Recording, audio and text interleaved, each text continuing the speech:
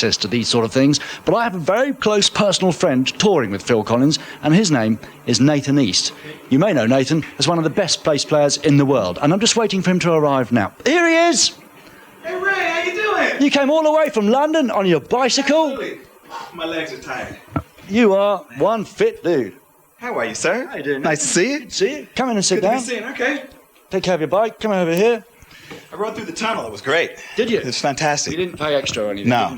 I didn't pay at all. Come and sit down. Didn't have any money. It's good to see you. It's good to see you too. So, did you do the American tour with Phil as well? Oh yes, earlier this year. It was fantastic. Now, you are probably the best, definitely one of the best bass players in the world. Wait, let me get that $5. How do you choose? I mean, why did you choose particularly to go with Phil? You must get millions of offers. Well, I love Phil. He's fantastic, and actually, he chose me. So, yeah. So, no, we've been doing things for years now. So, it was a natural. We've been waiting a long time to go on the road together. Now, being such a brilliant bass player, you're heavily in demand for session work. Would it be easier for you to sit at home, count your millions of dollars, and sit in a studio rather than bothering with hotels and tours? It would actually be a lot easier. But I do it for the love of what I do. You still get that buzz when you go out on stage? Absolutely. You look out there and see the crowd. There's nothing like it, and I still haven't gotten tired of it yet. Now, you've been through the American tour. Now you're about to go on this long European tour. Is there a big difference between American and European audiences? Yes. I think the European audiences are much more enthusiastic. Really? I thought Americans were like, woo, woo, all the time. They do, but there's so much music coming through America now. I think that people are getting a little bit jaded, and I think the response over here is just amazing. People act like it's the Beatles. Last time as we got together, he did some magic rather than playing bass guitar. Would you mind doing some for us now? Okay, let's see. If we could get a lit cigarette from a member of the audience.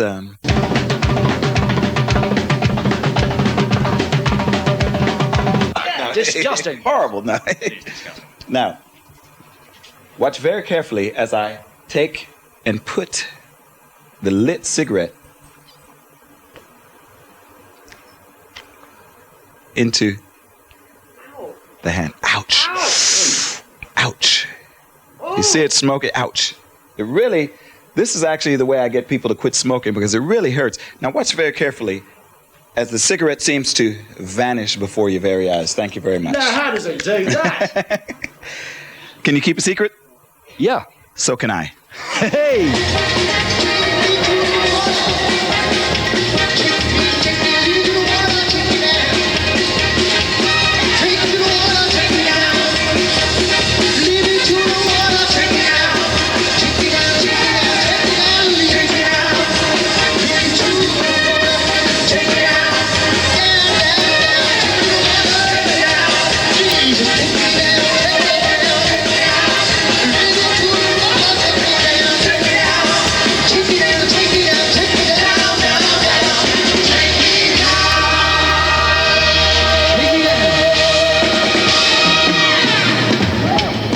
I'm beginning to see double.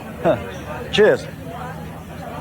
Remember that band that Phil Collins used to play with? Of course you do, Genesis. Well, as you know, he left the band a long time ago, but I wonder what he thinks of the guys now, really, and I wonder what the guys in Genesis think of Phil Collins now that he's this big solo superstar.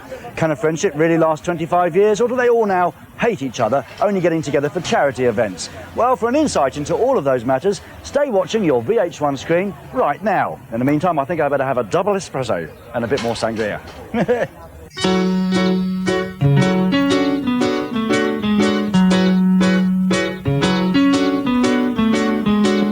Of a life in the city of gold, he'd left to let nobody know. Gone were the towers you had known from a child. Follow you, follow me, all the days and nights that we know will be. I will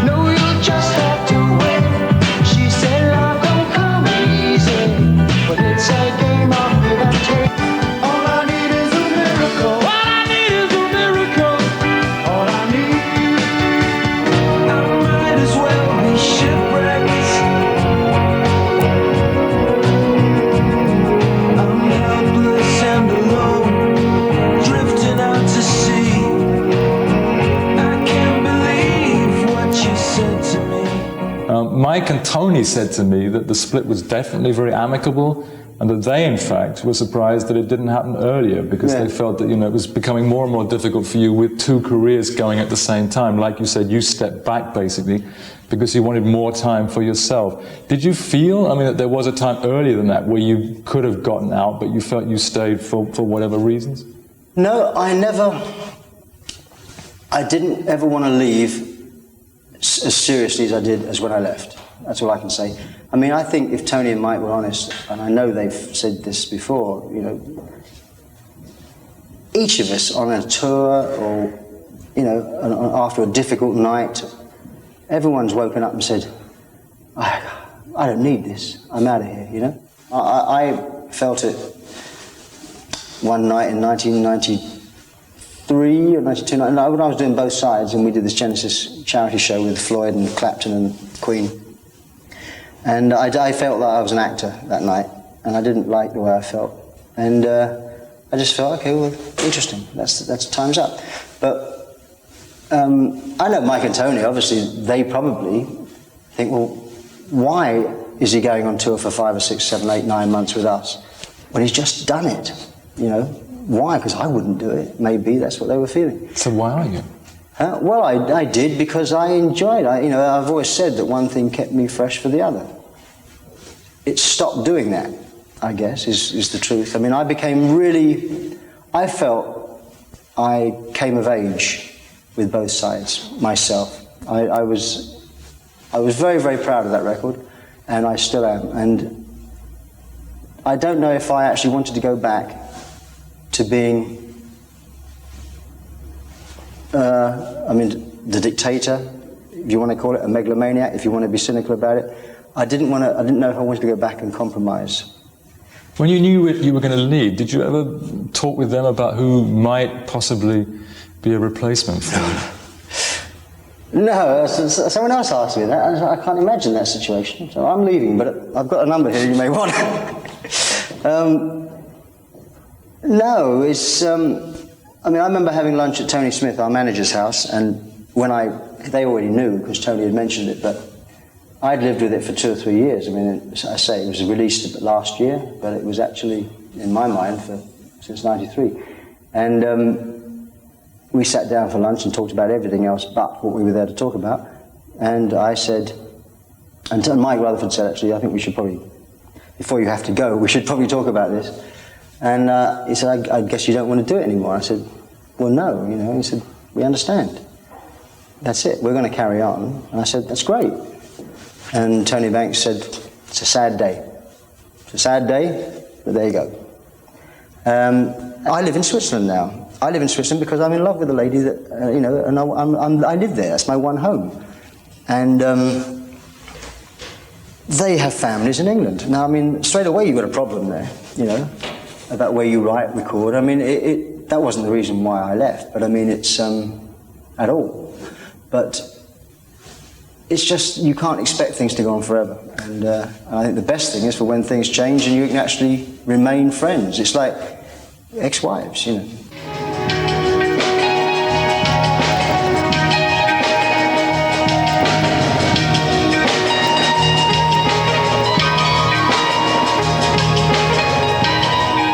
Watching a Phil Collins live special here on VH1, and stay tuned because the best is yet to come. After the break, we'll be bringing you not 1 but 2 live songs from Phil Collins live here in Barcelona, so don't go away.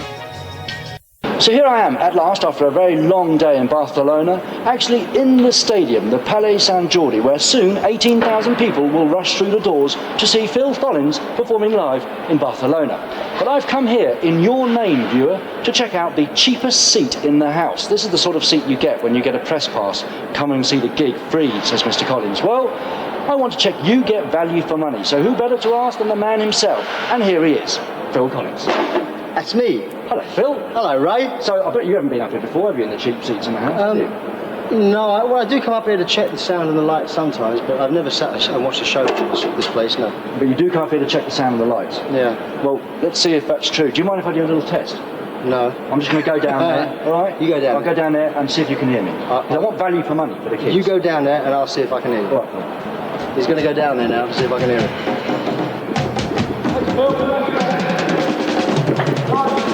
Watch the obstacle. Don't fall. Check. 1, 2. Take a look at me now. Can you see me good? Yes, I can just about hear you, Ray. Can you feel it coming in the air tonight? Okay, go to me. Like that.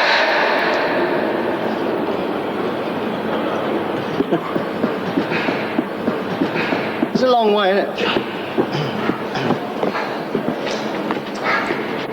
Okay. Whenever you're ready. Seems to, sorry, not as young as it used to be. Seems to be good. Thank you for that, Phil. That's okay. I was watching you during rehearsals and sort of saying, bossing people around. Oh, yes. You have to. Oh, yes. I mean, do you enjoy being the boss and being in charge? Well, this is the first gig, so, you know, and the first rehearsal for 5 months. So you just got to try and keep a bit of momentum going, you know, because otherwise people start to sort of, you know, wander off, and you got to try and keep the adrenaline and the momentum there. So I am the band leader, and sometimes people tend to wait for you to say, right, you, let's do this. So it comes with the job, really. I don't particularly enjoy it, although I do like being responsible.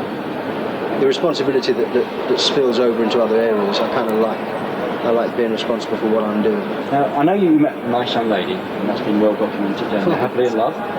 Yes. Why Geneva? I mean, you could settle down in Los Angeles. Oh yeah, well she lived in Geneva, so well just outside Geneva. So that's why I went to Switzerland. There was no other reason, as has been maliciously suggested for tax reasons, etc. Yeah. I mean that's just a happy byproduct. Even if it actually works that way with me, I'm not quite sure because all my stuff isn't in Switzerland. You know, suddenly I still base myself out of England from a sort of office point of view.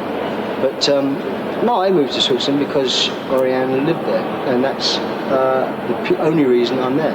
And I've grown to love the place, you know, and I fitted in very easily. It's a very nice sort of lifestyle. I mean, obviously, you know, it's a lifestyle if you can afford it. But I mean, it's the French part of Switzerland is very, very nice. How do people treat you there? Are you like the local celebrity then? Well, in the little village that I live in, yeah, kind of. I mean, they don't sort of. You can't pull rank. Not that, you know, that's the kind of thing that I do anyway. But they're very nice, and they kind of, you know, oh, Mr. Collins, you know, he's the singer. That's all very nice. But it's not over the top at all. They're kind of used to people like, you know, me. David Bowie. Yeah, no, Bowie just left there actually to live somewhere else because I guess he got fed up with it. But you know, artists and writers and, you know, actors. I mean, Richard Burton used to live down the road from. So you've got good company then if you want some bridge evenings. Yeah, well, Richard Burton and David Niven, they're both dead now. But yes. Those that are alive are good company. Now, I could go on talking to you forever, but I can't. Okay. You're a busy man. So good luck with the gig tonight. I Okay. look forward to seeing it. And will you be doing Sledgehammer?